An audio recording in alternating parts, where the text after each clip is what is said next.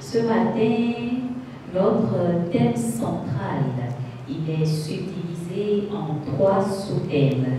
Le premier, c'est place et rôle des Rolands dans la société africaine. Le deuxième, rite de passage des jumeaux dans les cultures africaines. Et le troisième, jumeaux et guérison traditionnelle. Nous aurons le temps d'échanger sur chacun de ces thèmes avec nos invités de ce matin. Et après le développement de chaque sous-thème, nous allons vous donner la parole afin que vous puissiez poser vos questions. Et sans plus tarder, nous allons aborder le premier sous-thème de ce matin, place et rôle des Rolands dans la société africaine. Et tout de suite, j'ai envie de me tourner vers le professeur Kofi Aza et de vous demander, c'est qui une Roland? A priori, il faut déjà une Roland, c'est celle qui a forcément mis au monde un rôle. D'accord.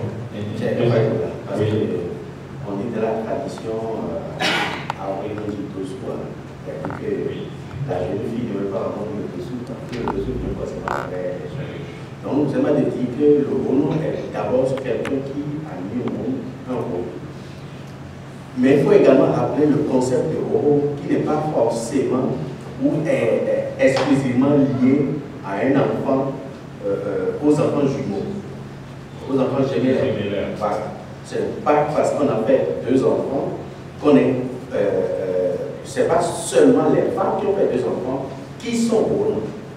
Quelles sont les autres femmes qui sont possibles? Voilà. On peut faire un seul enfant et un rôle.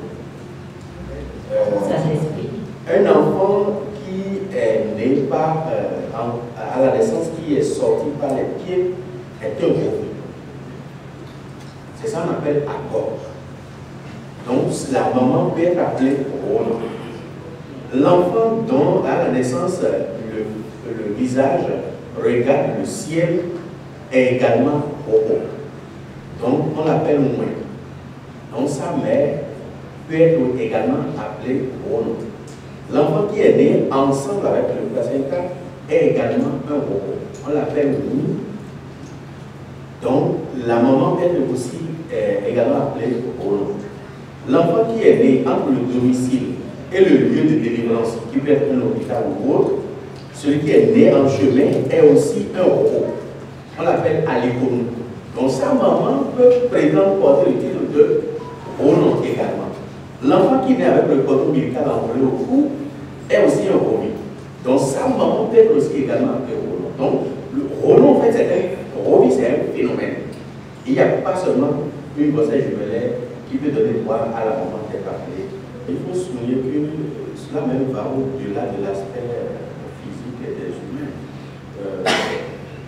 Les jumeaux, en tant qu'entité, en tant qu'individu, et leur nom, donc leur mère, sont les seuls capables de faire obstruction à une offrande aux divinités.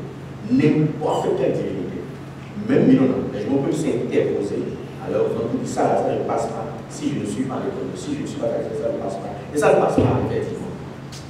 Même Segonisa, qui est le père de l'humanité, les jumeaux s'interposent à son offrande pour dire tu es père de l'humanité, tu nous as mis au monde, mais nous là, on est là, tu n'auras rien. Et il n'aura rien. Rien.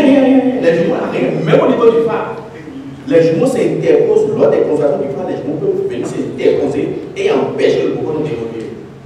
Et le cocon ne bouge pas tant qu'il ne donne pas sa station aux jumeaux. Donc c'est pas seulement la presse physique, ils interviennent à tous les domaines. C'est les seules divinités qui empêchent d'autres divinités là, de recevoir ce qu'ils veulent.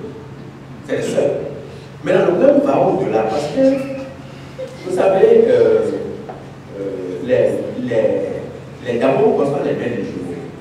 La maman des jumeaux, je laisse expliquer ici la phrase derrière. La maman des jumeaux qui met au monde par 3 grossesses différentes des jumeaux, celle-là ne peut plus passer par le même portail que l'autorité familiale. Le père de la famille, même le chef de la famille, s'il est dans une maison ou une grande familiale, on leur donne leur ouverture à part. D'autres personnes peuvent prendre par cette D'autres personnes peuvent prendre par là. mais pas On leur donne leur ouverture à part parce que elles ne sont pas seulement considérées comme des majestés, mais elles sont considérées comme la mère des majestés. C'est vrai que très peu de Romains ont pu accéder à ce statut. On les appelle Maonon, c'est-à-dire mère de Dieu. Et elle n'est plus en mesure de s'agenouiller devant n'importe quelle majesté. C'est terminé. Si elle veut parler à un roi, elle se met debout pour parler au roi.